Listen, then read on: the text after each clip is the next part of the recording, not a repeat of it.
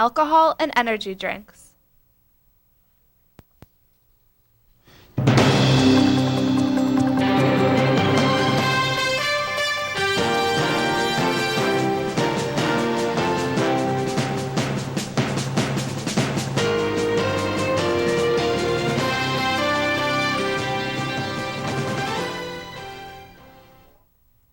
Welcome to Sbu TV News. I'm Chelsea Eggleston. And I'm Vanessa Diaz. It's going up, up, and away. No, we're not talking about a superhero. Claire Glatz takes a look at what it is that's heading towards the sky. If you own a car or truck, that sound may make you cringe. According to NPR.org, oil prices are creeping close to $100 a barrel, and that means you pay much more at the pump. Allison Hunt of Sbu TV reported on what we all thought were outrageous gas prices in spring of 2005 when, as you can see, a gallon was a lot cheaper than it is today. To think, $2.12 per gallon was putting a dent in wallets. Gas prices have risen more than $1 since then, making it even more painful for motorists to fill up.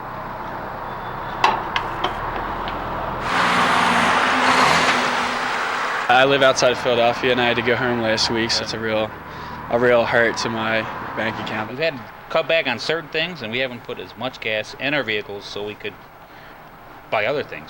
The cost of fuel may be breaking your bank and could literally break a trip to Outer Banks for one Olean resident. We're considering not going on a vacation this coming up summer if they continue to go as high as they're going.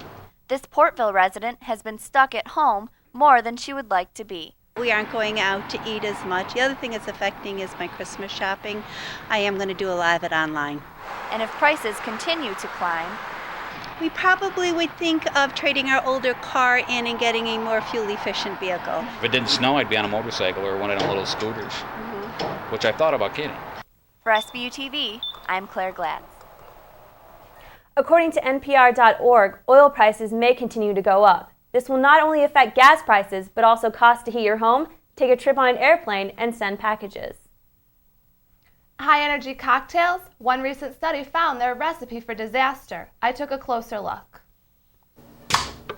The latest buzz among young drinkers is a potentially dangerous mix of alcohol and energy drinks. On the weekends, I like to drink like Red Bull and vodkas. A Wake Forest University survey of more than 4,000 students from 10 different universities studied the effects of the alcohol and caffeine combination on young people. The study found students who mixed both drinks together at bars or parties were twice as likely to ride with a driver who was drunk and nearly twice as likely to be taken advantage of sexually or to take advantage of someone else sexually. Serious injuries and trips to the emergency room also rose when people drank this risky cocktail, but that hasn't stopped some students.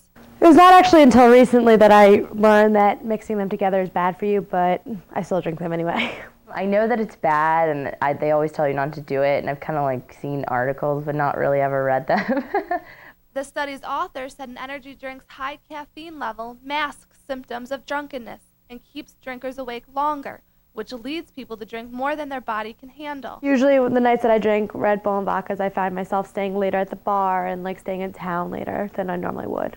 The combination also causes a rapid increase in a person's heartbeat and blood pressure. For Sbu TV, I'm Chelsea Eggleston.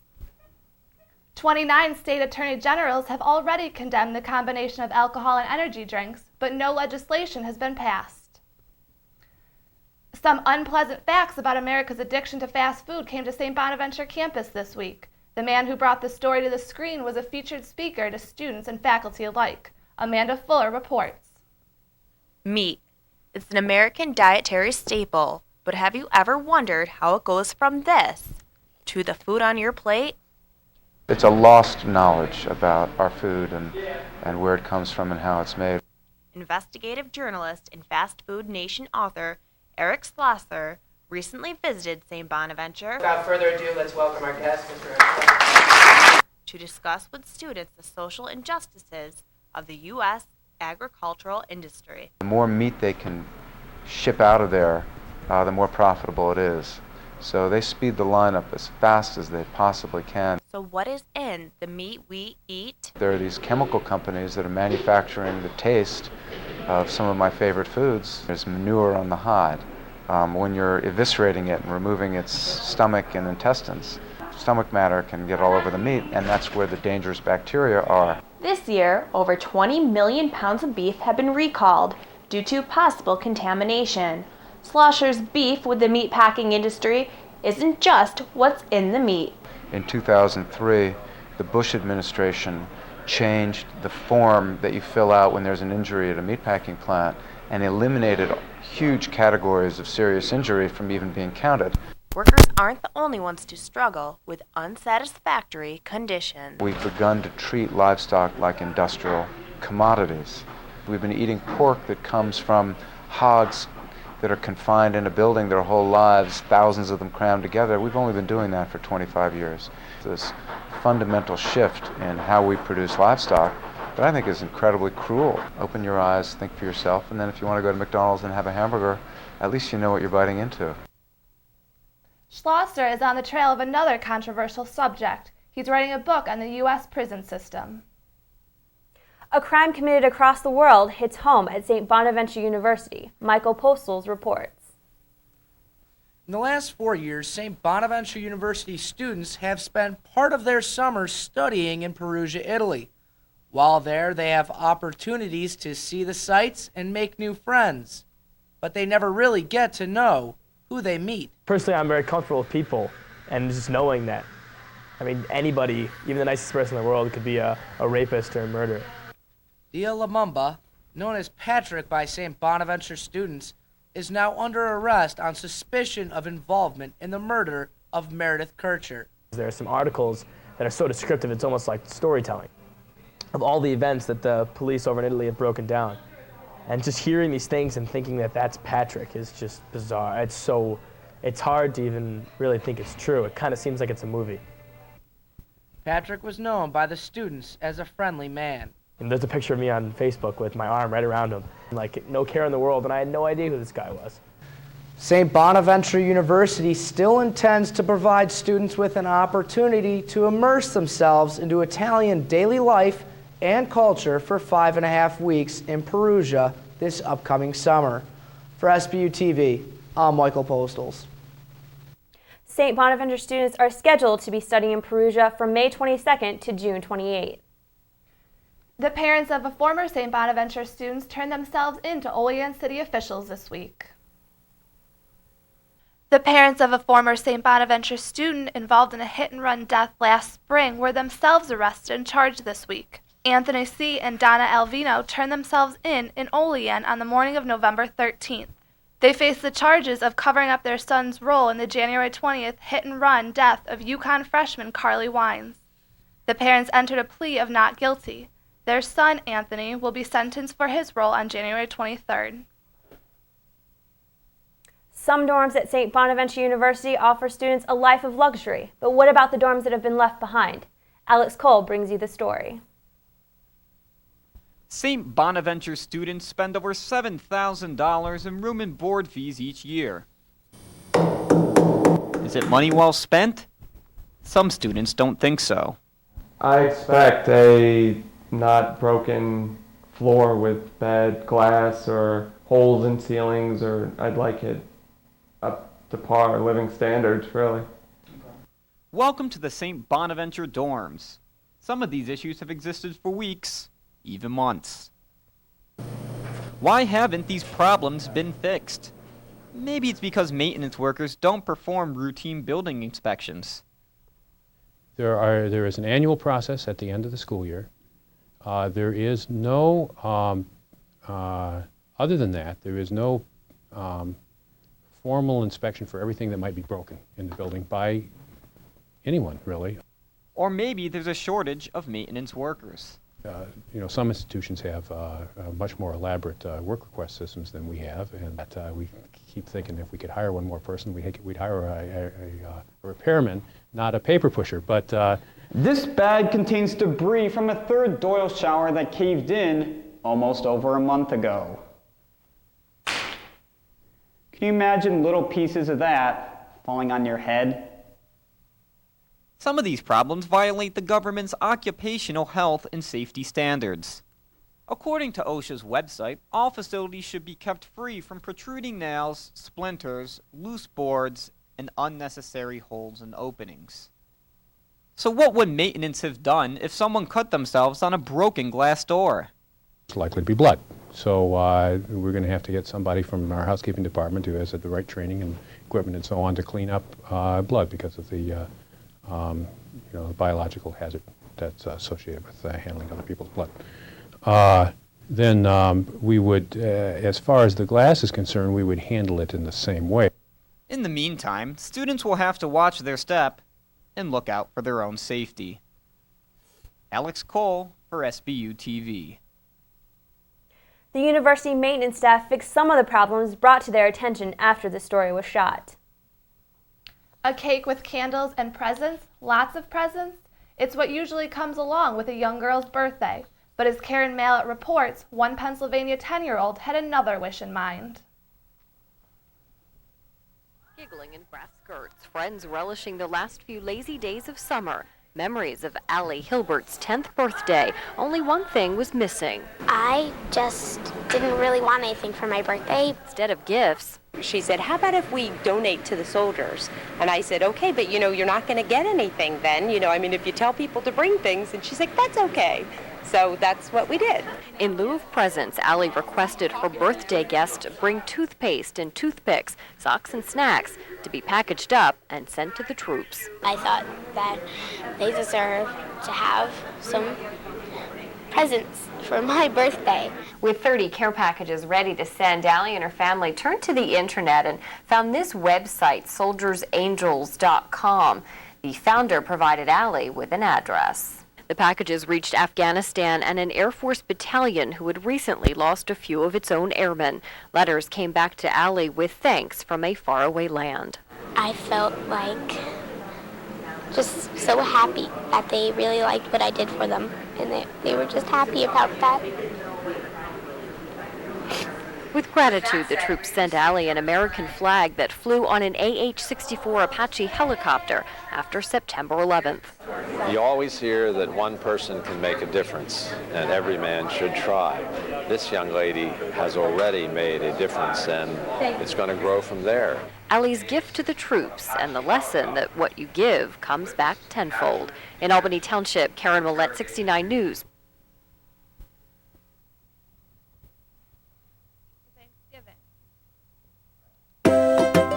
There is really only one boy, one girl,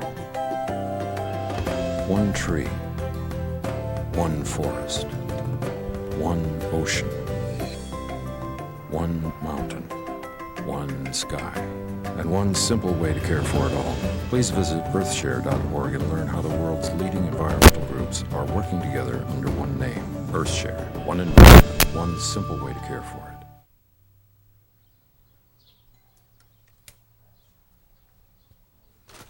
Mrs. Abruzzo, I'm here with the Neighborhood Watch.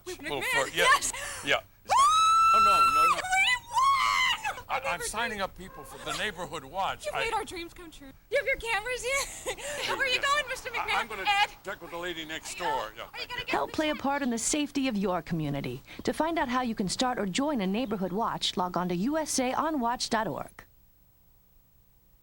There's something very, very peculiar about a certain road here in New York State. I took a closer look. Promised Land Road, located in Portville, New York. At first glance, looks like any ordinary road. But there is something very odd about it, not noticeable to the eye.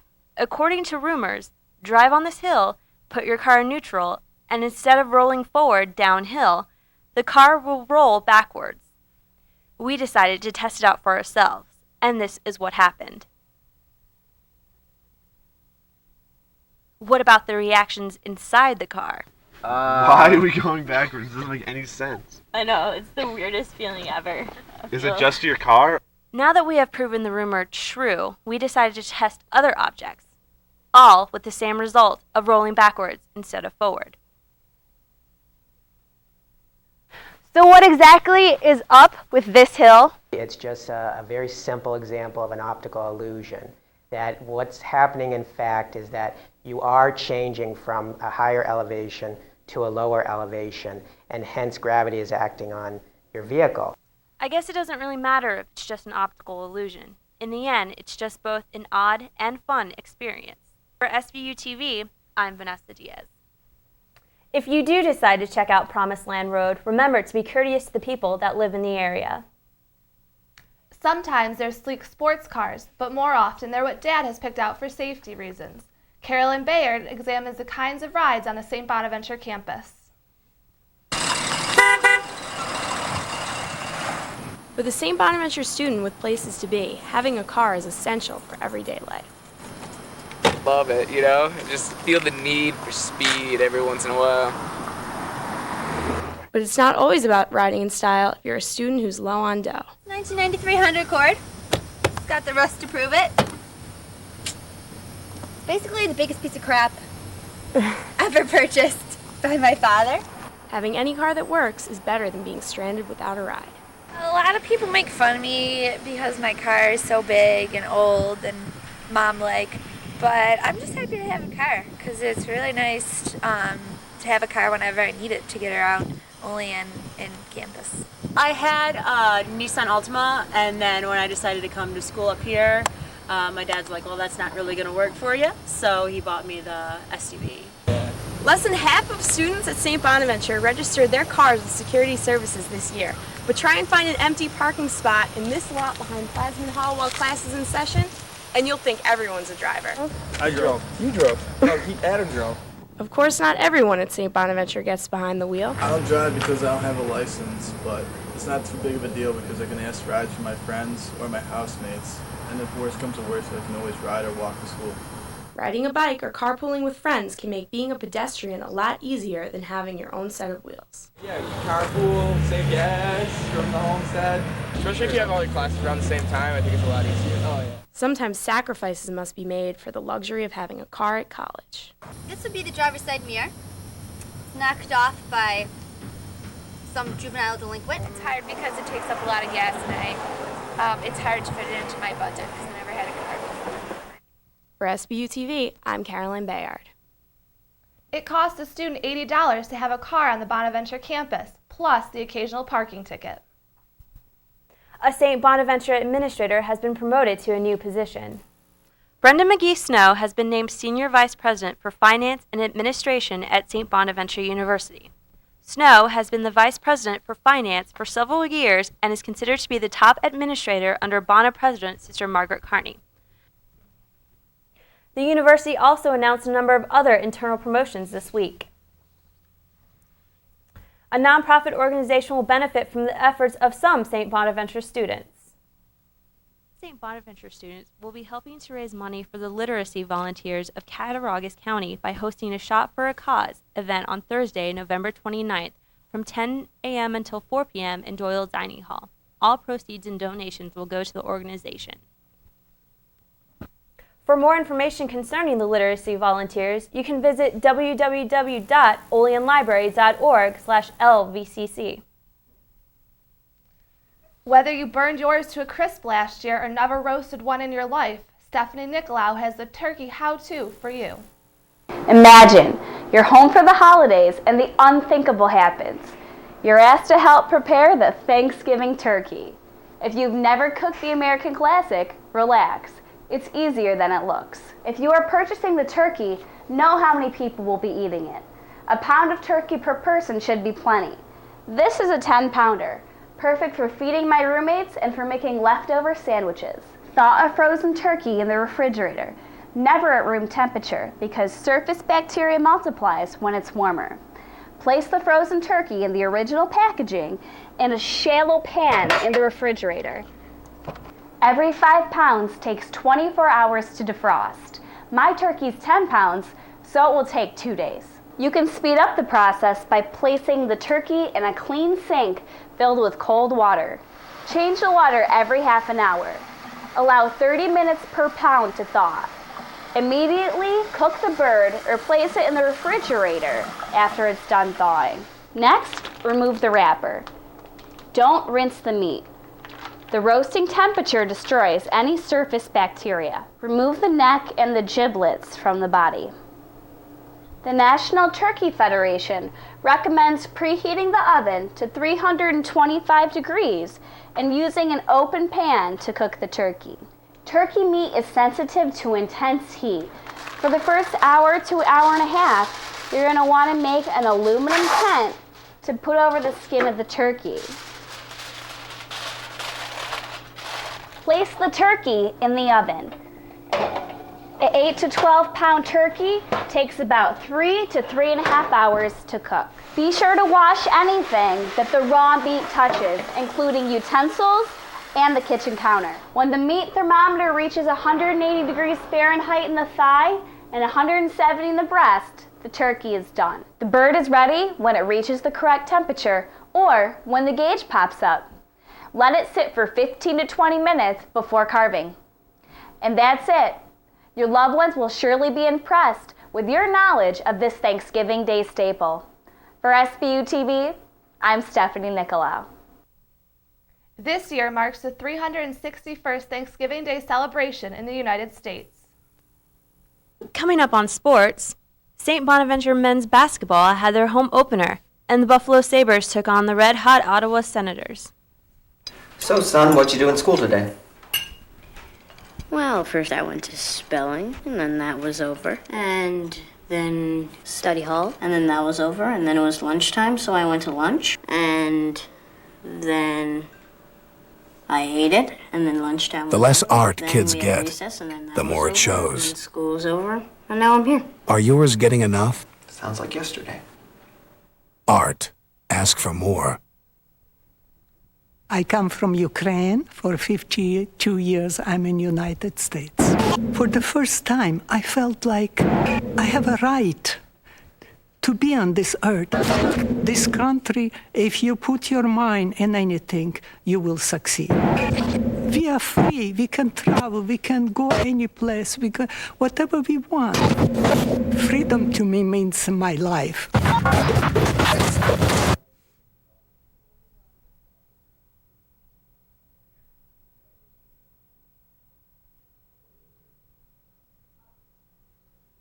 Rob Cannon joins us with sports.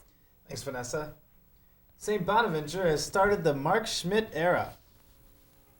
The season began on the road against one of the America East's best teams, the Boston University Terriers.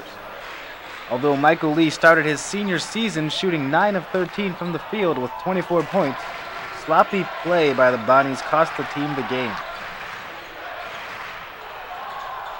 20 turnovers committed by the Bonnies led to a 68-57 defeat.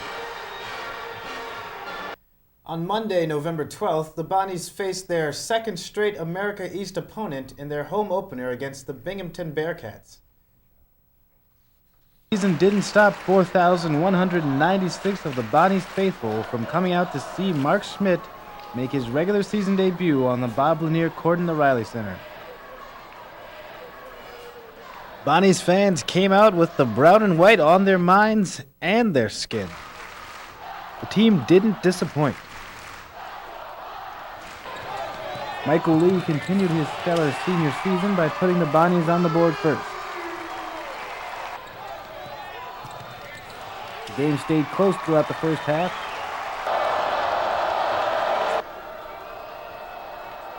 Good free throw shooting by the Bonnies kept them in the game. Fans helped make free throws tough for the Bearcats.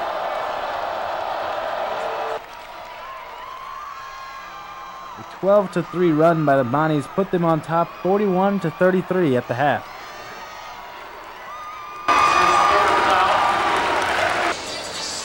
The Bonnies carried that momentum into the second half by going on a 14-3 run.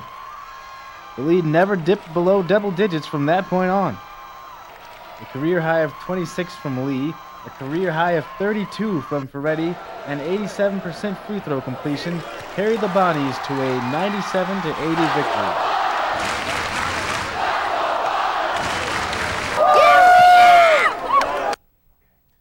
The team will play their next 3 games on the road in Albuquerque, New Mexico, against Loyola Marymount, New Mexico, and Presbyterian. The women's basketball team has started their season undefeated. The Bonaventure women's basketball team played at home Tuesday, November 13th. After starting 2-0, the brown and white faced a University of Albany team that just wouldn't go away. The Bonnies raced out to a 15-point lead and may have hit cruise control a little too soon. With 6.5 minutes remaining, the Great Danes put together two separate lopsided runs of 6 and 9 points to tie the game at 59. The Great Danes took the lead after a Bonnies inbounds pass turnover. Dana Mitchell immediately took control, driving the length of the court to give the Bonnies back the lead. Kara Gustafson sealed the victory with a timely steal and a free throw with 3 seconds left on the clock. The Bonnies won 64-62, making it the 7th time in program history the Bonnies started the season 3-0. The women's next game is on the road against Binghamton in Elmira, New York.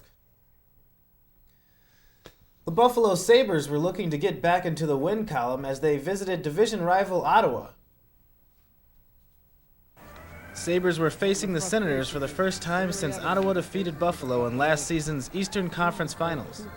Early in the first period, the Sabres had a great opportunity to take the lead, but Derek Roy one-timed the Thomas Vanek pass off the goalpost and missed a wide-open net. Senators captain Daniel Alfredson opened the scoring for Ottawa later in the first with his 14th goal of the season.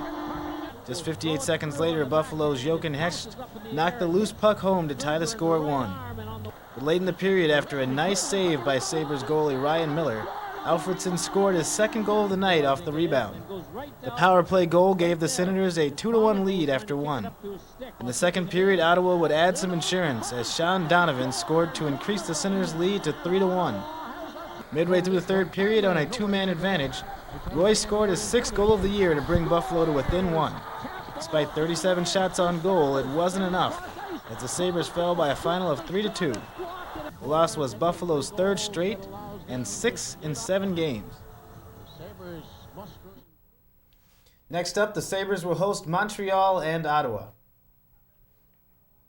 That's all for this edition of Sbu TV. I'm Vanessa Diaz. And I'm Chelsea Eggleston. And for Rob Cannon and all of us here at Sbu TV News, have a great week. We leave you now with a few mishaps our reporter and shooter encountered in the kitchen.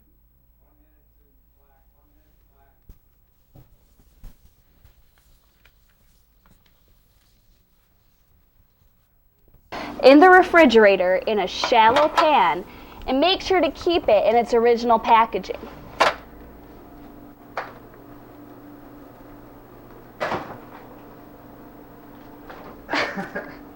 In a shallow pan in the refrigerator, make sure to keep it in the original packaging.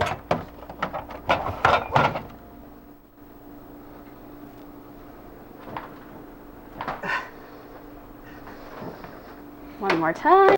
In a shallow pan in the refrigerator.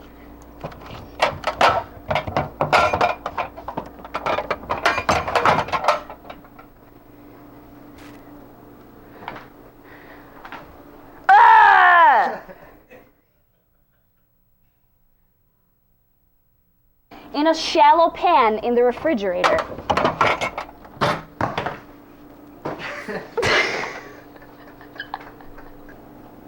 Thaw a frozen turkey. Again. Immediately cook the bird or place it in the refrigerator when it's done thawing. 7, 6, 5, 4, 3. It is not necessary to cook. 1.